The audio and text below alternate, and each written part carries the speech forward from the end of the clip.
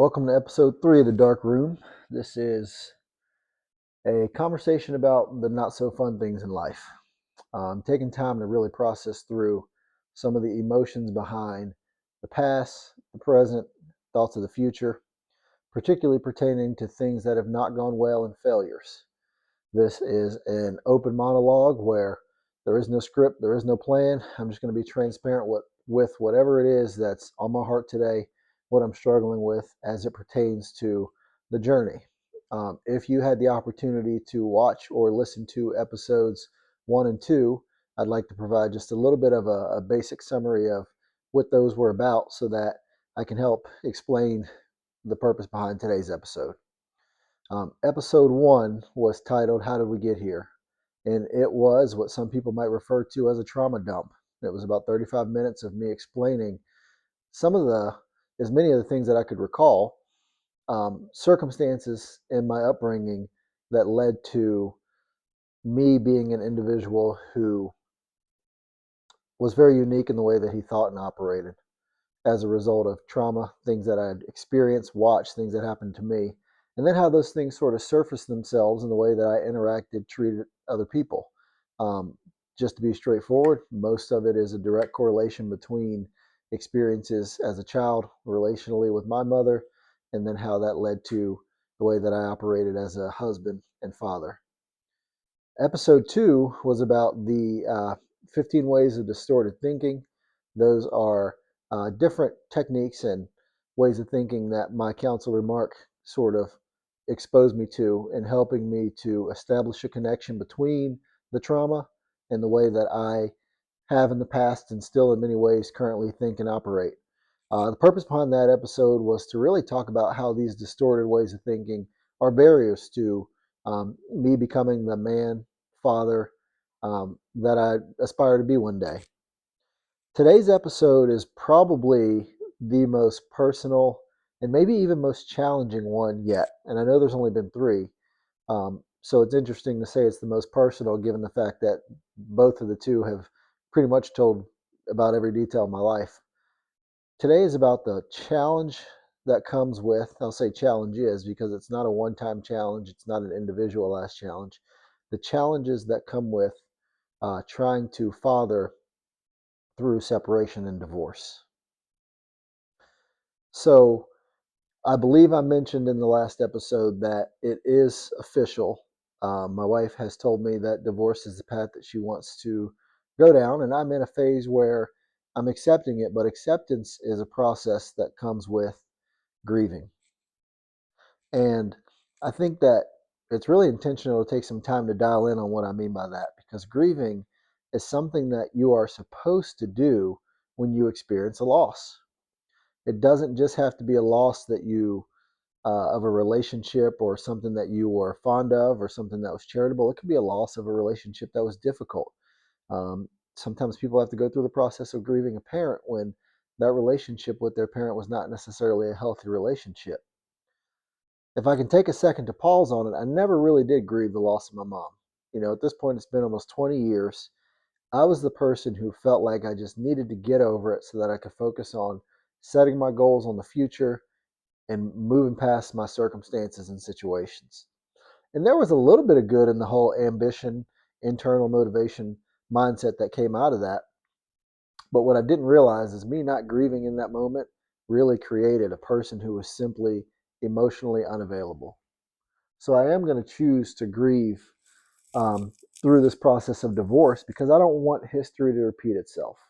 This is a pretty rough situation for all of us, really. I know it's emotionally difficult for me. I would think, I don't know, but I would think it's emotionally difficult for Rachel. But boy, I know it's emotionally difficult on my children. And that's where today's episode comes in. So, um, this episode is not intended to solely be about me. I will kind of share some of the declarations on what I hope to move towards as a father through this not so fun process. But I really want to talk about being a father and giving Micah, Grace, Isaiah, and Adeline what they need. So again, these conversations are not meant to be G-rated. There may be some things that come out that are like, oh gosh, should I have said that on camera?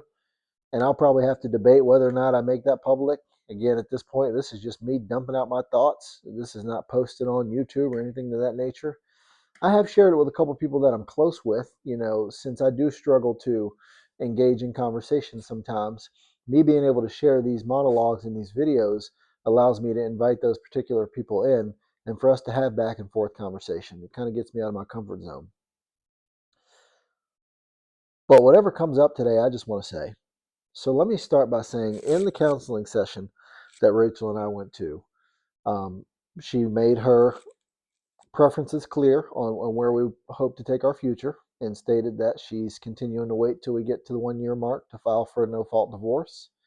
And I knew it was coming. It still came with a lot of heartache. The feelings that I had dealt with for the last 6 months were a lot of feelings of unknown, hopelessness, resentfulness, just to be transparent, fear, just to name a few. But there was still a little bit of hope that just maybe there would be opportunity for reconciliation to take the family unit to a place that it's never truly been. Again, I'm honest and I say that things looked great from the outside looking in. But as far as the health and the structure of the relationship that Rachel and I had, the foundation was never there for lots of reasons. Again, I'm taking ownership for my own actions because I wasn't the man who I wanted to be. And I didn't even realize that till we're already married and probably 2 kids in before I really started to see and understand some of my fundamental character flaws. So when Rachel said that, I listened. It was a beautifully well written, maybe heartfelt explanation to where she was and how she was. But once she gave me that confirmation that that's where she was, my mindset shifted instantly.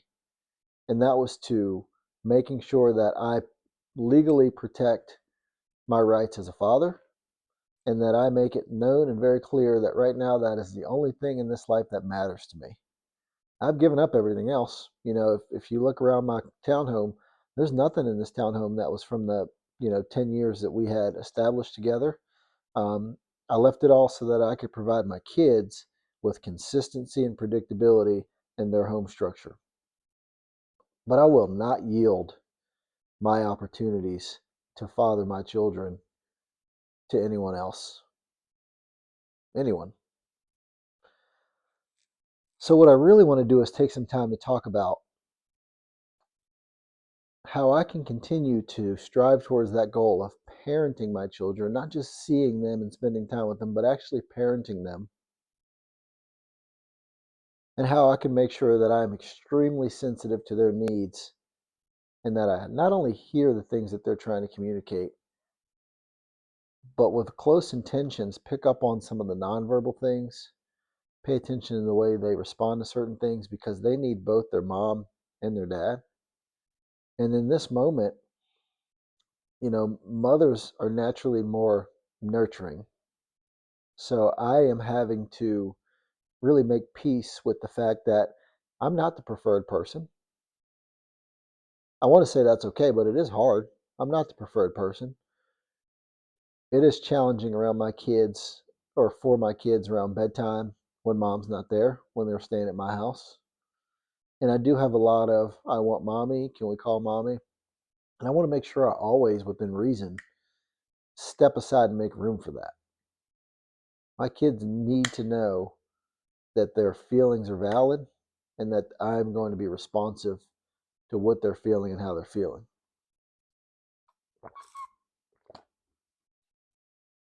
That doesn't mean it's easy. That doesn't mean that it's not challenging to feel like I have to fight for equity and equality, to feel like I have to ensure that the kids know my intentions and goals as their father, um, to feel like I have to just show up regardless of what circumstances may be presented to me from the other side.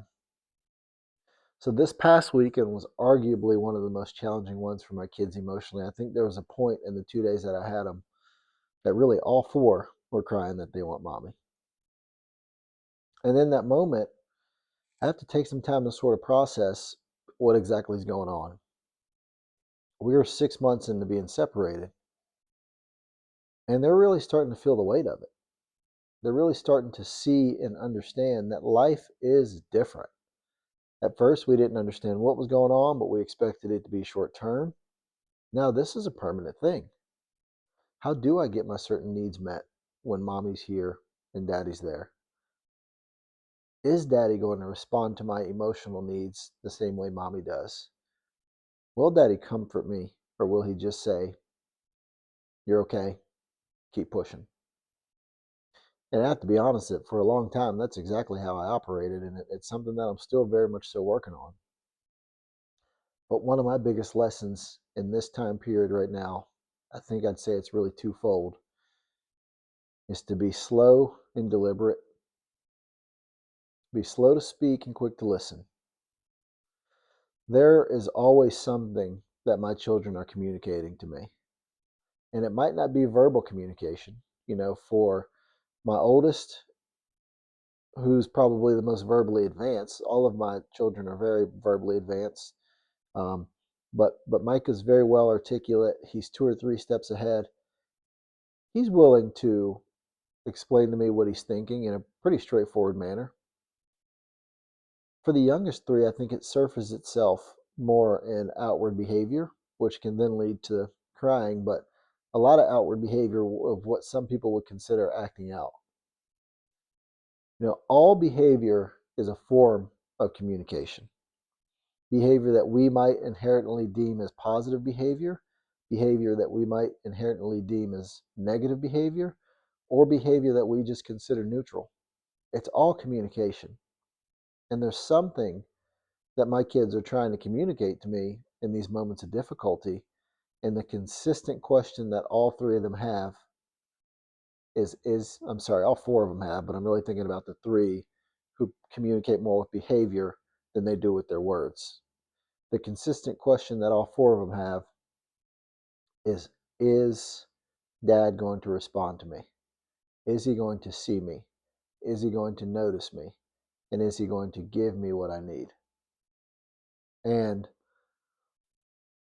even in my own personal journey, as I'm learning to really understand what I've referred to in the last 2 episodes as the escape cycle, I know that when an emotion arises and the person is either not able to recognize the emotion or not understand what the need to feel that emotion is, it leads to the escape cycle. So with my kids, they're at the very beginning of the escape cycle and the emotion arises. My job as dad is to help validate the emotion and to give them what they need, regardless of what that means. And that's a challenge for me because I'm still learning really to understand, recognize, and respond to my own emotions. So my first lesson in this, that I need to be slow to speak and quick to listen so that I can recognize what their emotions are, validate their emotions, and respond to their emotions appropriately. My second lesson, and arguably the more challenging, right? Because I really want to be able to meet that emotional need.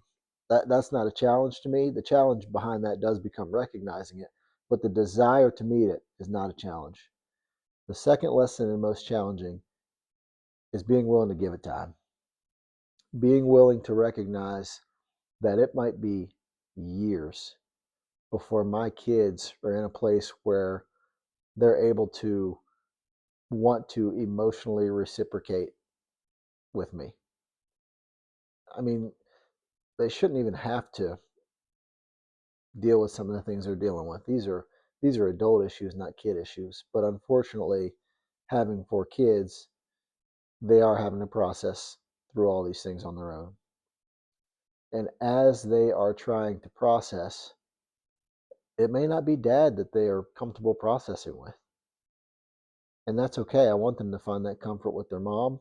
I want them to be able to find it with their future friends, support systems, spiritual influences, teachers, school counselors. So I don't want to shy away from that, and I don't want to discourage that. But I have to recognize that I can't force myself into being the person that they're comfortable confiding in and being emotional with. And that's hard. It's really hard because um, my current desire is really to push for more time with them. And I don't think that's a bad thing. But in that time with them, I have to recognize that it won't be, we love this, this is so fun, we're so happy to be with daddy all the time. There will be moments where it's not their preference. They're not comfortable. They're uncertain. They're unsure. And I can't fight against that, right? When you fight against that, what you do is create resentfulness, and then you make children feel like it's their fault for feeling the way they feel, or like it's their fault for the circumstances that are occurring. And that's not the desire that I have. Nothing that my children are going through is their fault. Not a single thing. It's all my fault. I have no problem owning that. I'm past the point where I want to hide behind it. It is my fault. I failed to lead my family, period. We can go into tons of details on how, why, when, specific moments, specific circumstances. It's really not necessary. It doesn't change the bottom line. So I have to understand that if I try to force myself into certain positions with all four of my children, individually or collectively, it's only going to break their trust. It's only going to create resentfulness, and it's only going to create a confused dynamic where they feel at fault for things that they have absolutely no uh, purpose behind bearing the burden of. So um, it's a bit of a challenge, to be honest with you, because really my kids are the only thing that matters to me right now. The only thing. Nothing else does. If I lost everything else today, but I had the opportunity to spend all day every day with my four kids, I would be okay, I think. Easy to say, right? Like I'm not in that position where I've lost everything. Um, my day-to-day dynamic has changed drastically, but I haven't lost everything, and I continue to count my blessings because it is really easy to get down. I mean, I'm dealing with a wide variety of emotions, from rage to anger to disappointment to disheartening to fear to resentfulness to apathy. I mean, it's kind of all over the place, but I still am so blessed. I really am. My basic needs are met. My support system is incredible. I love my job. I love my children. It could certainly be different if I stopped pursuing the things that I feel like God's asking me to pursue in this moment, and I continue to numb the pain with the things that just mask the reality of the circumstance.